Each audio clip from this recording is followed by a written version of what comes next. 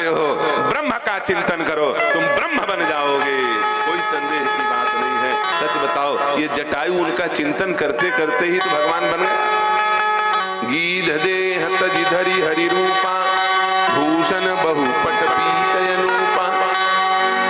भगवान के धाम जब जटायु गया, सच बताओ था गिद्ध लेकिन बन गया सिद्ध। किसके बल पर? चिंतन के बल पर। इसलिए हम उसका चिंतन करें जिसके चिंतन करने के बाद जीवन में कभी चिंता ना हो सके, उसका चिंतन करो। यही हमारे शास्त्र श्रुतियों स्मृतियों का उद्देश्य है और लक्ष्य है। सर्व वेदांत सारम यत ब्रह्मात्मैकत्व लक्षणम वस्तुत्वदीयम तन्निष्ठाम कैवल लैक प्रयोजनम। हमारा केवल एक टारगेट है, केवल एक टारगेट, और उस केवल एक टारगेट को हम भूल गए। जैसे बरगद का पेड़, बरगद के पेड़ में बहुत दिनों तक कटाई छटाई ना हो तो हजारों उसकी जटाएं निकल आती हैं, और वो जटा भी इतने पनप जाते हैं कि लगता है कि ये तना है, और हजारों वर्ष में वो बरगद का वृक्ष, उसका मेन जड़ काट दो तो भी वो वृक्ष हरा भरा रहता है, पता ही नहीं चलता इसका मेन जड़ कहाँ है। वैसे ही हमारा मेन जड़ कहाँ है हम भूल गए। तो बरगद जैसा हाल है, मेन जड़ हमारा कहाँ है, मुख्य उद्देश्य हमारा क्या है, हम उसको भूल गए। हमको भगवान बनना है, हमको राम जी का बनना है, अरे हमको राम जी ही बनना है, ये हमारा उद्देश्य था। हम उसको छोड़ के दुनिया भर का उद्देश्य लिए बैठे हैं। हमको सरपंच बनना,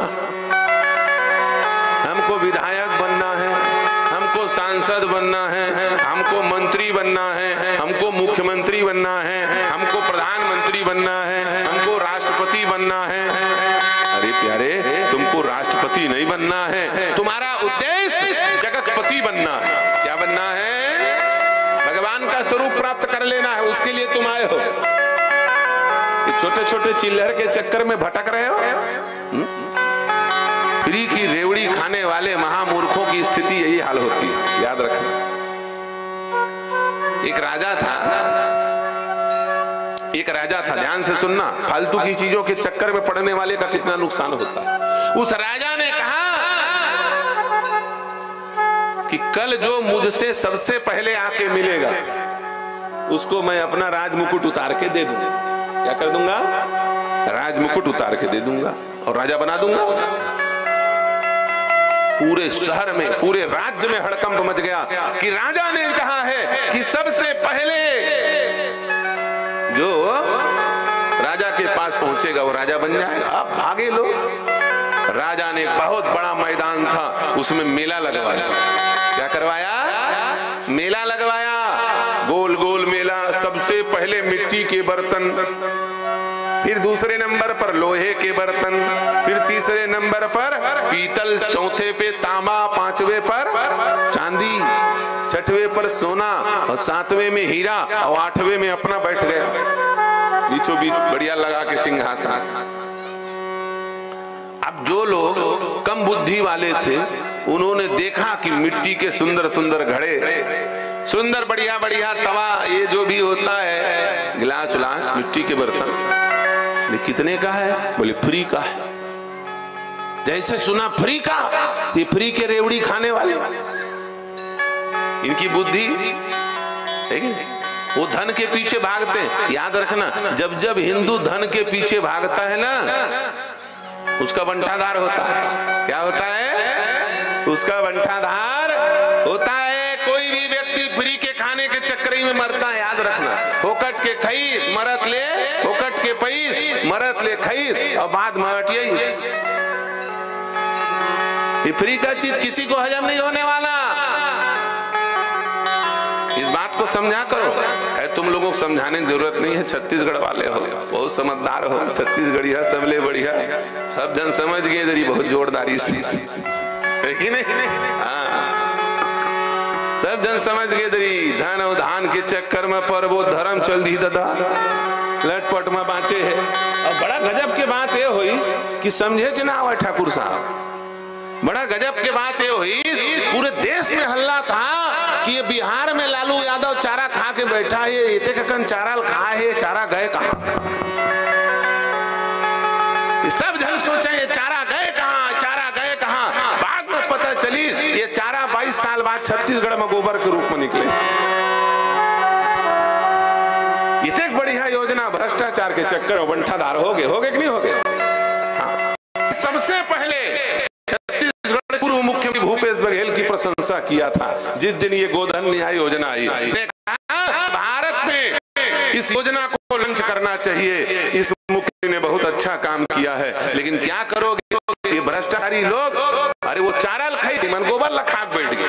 अब गोबर लखाई थे बुद्धि का हो चल बता, वो कहा चीजेगा, वो लिपे पोते चीज और कहीं चीज की चीज वो बंटाधार करके धर। अब कौन करे दिल मैं नहीं जानता, भ्रष्टाचार हो कि नहीं हो। ये भ्रष्टाचार ले बैठी, ये नहीं हुआ होता तो कोई दिक्कत नहीं था।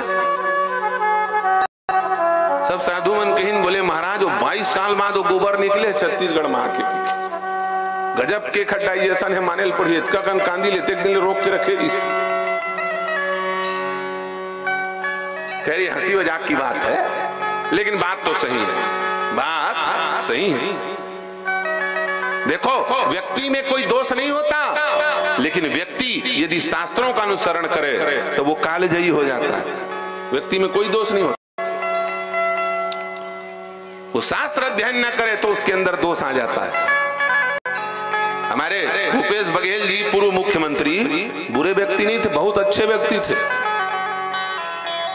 कोई नामो निशान नहीं था, मुख्यमंत्री बनाया गया और सबसे लोकप्रिय मुख्यमंत्री बन गए थे। बन गए थे कि नहीं बन गए थे, सब कुछ बढ़िया था। लेकिन मरना ये रही से रामायण नहीं पढ़ी, रामायण न पढ़ ले रही थी, रामचरितमानस और नहीं पढ़ लेती तो हमारे मंत्री सुन ले रही थी, समन साधु महात्मा हम सुना देते हैं। अरे रामायण को पढ़े होते तो आज फिर से मुख्यमंत्री बन के बैठे रहते। रामायण में लिखा है सचिव वैद गुरु तीन जो प्रिय बोल ही भय आस, राज धर्म तन तीन कर हो बेगही नास। इस चौपाई को पढ़ लिए होते तो कुछ बिगड़ता क्या। सचिव वैद गुरु तीन जो प्रिय बोल ही भय आस। जिस समय वैद्य सचिव और गुरु प्रिय बोलने लग जाए, राजा को सतर्क हो जाना चाहिए, मेरा नाश होने वाला। मुख्यमंत्री में कोई दोष नहीं रही से ओकर सलाह दे भैया मन मागी लगा वो मन बोझ के धर दिन जैसी यार। इतना खतरनाक खतरनाक सलाहकार रही, इतना बढ़िया बढ़िया नेता मनहार के बिचारा है कि नहीं। अरे भाई भुवनेश्वर साहू की हत्या हुई थी, सच बताओ उस क्षेत्र का मंत्री था, कृषि मंत्री, देश के मुख्यमंत्री, सब राज्य के मुख्यमंत्री मन तीर्थ यात्रा कराते हैं, वो भैया अपन सलाहकार के चक्कर में जेल यात्रा करवा दी। 3-3 हजार आदमी बंटाधार हो गए कि नहीं हो गए। ये किसके कारण हुआ, ईमानदारी से बताओ। सलाहकार, रामचरितमानस पढ़ो, कभी कोई समस्या नहीं होगी। याद रखना सचिव वैद गुरु तीन जो प्रिय बोल ही भयास।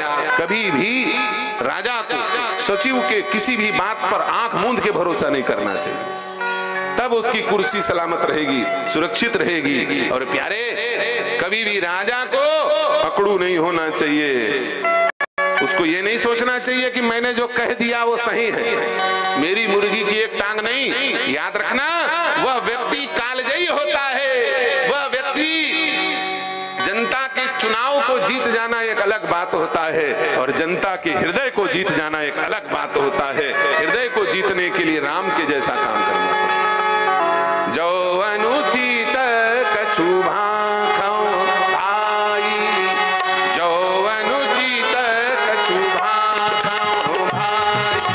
कौन कह रहा है, मर्यादा पुरुषोत्तम राम चक्रवर्ती सम्राट पूरे धरती के राजा हैं। सप्तभूमि सागर मेखला एक भूप रघुपति कौशला, पूरे सप्तद्वीपों धरती के अकेले राजा राम है। वो राम क्या कह रहे हैं, यदि धोखे से मुझसे कुछ गलत बयानबाजी हो जाए तो बिना डरे मुझे टोक देना, मैं स्वीकार कर लूंगा। अब आज का मुख्यमंत्री प्रधानमंत्री थोड़ा गलत भाषा बोल दे और उसी के पार्टी का कोई मंत्री उनसे बड़ा भी याद दिला दे तो उसका डिमोशन करके धर दे। सहिष्णुता है, यह है राजनीति।